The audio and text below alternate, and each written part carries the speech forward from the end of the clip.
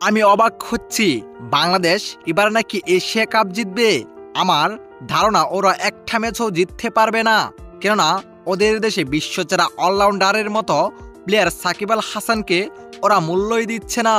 Asia কাপে যাওয়ার আগে আমি বাংলাদেশের উদ্দেশ্যে কিছু কথা বলতে চাই, যেন সাকিব আল হাসানকে তাড়াতাড়ি দলে ফিরিয়ে এবং এশিয়া কাপে নেওয়া হয়। দর্শক, সাকিব আল হাসানকে এশিয়া কাপে ফিরানো নিয়ে হঠাৎ সংবাদ সম্মেলনে এসে কি বললেন সৌরভ গাঙ্গুলী, যা শুনে অবাক হয়েছেন বাংলাদেশের লাখ লাখ সমর্থকরা। দর্শক, আর মাত্র 1 মাস পরেই শুরু হয়ে যাবে এশিয়া কাপ।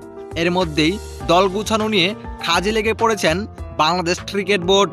এর মধ্যে 25 সদস্যর দল ঘোষণা করেছেন, যেখান থেকে এশিয়া কাপের জন্য দল ঘোষণা করবেন বাংলাদেশ ক্রিকেট বোর্ড, যেখানে নাম নেই সাকিব আল হাসানের, যা দেখে রীতিমতোই অবাক হয়েছেন সৌরভ গাঙ্গুলী।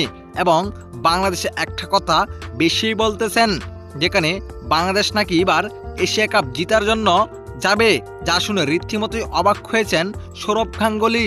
যেখানে তিনি বলেন, আমি এটা শুনে একেবারেই অবাক হয়েছি, কেননা তাদের দেশে বিশ্বসেরা অলরাউন্ডারকে ছাড়াই তারা কিনা এশিয়া কাপ জিততে যাবে। এটা এক প্রকার হাস্যকর বিষয়। আমি চাই বাংলাদেশ এশিয়া কাপ জিতুক, তার জন্য বিশ্বসেরা অলরাউন্ডার সাকিব আল হাসানকে দলে ফেরানোটাই জরুরি। আমি চাই সাকিব আল হাসানকে নিয়েই এশিয়া কাপ খেলার জন্য যাক বাংলাদেশ, তাহলে আশা করা যায় বাংলাদেশ এশিয়া কাপ জিততে পারে। কেননা সাকিব আল হাসান ব্যাটে বলে যেমন দুর্দান্ত এবং প্রতিবাদ করার জন্য দুর্দান্ত।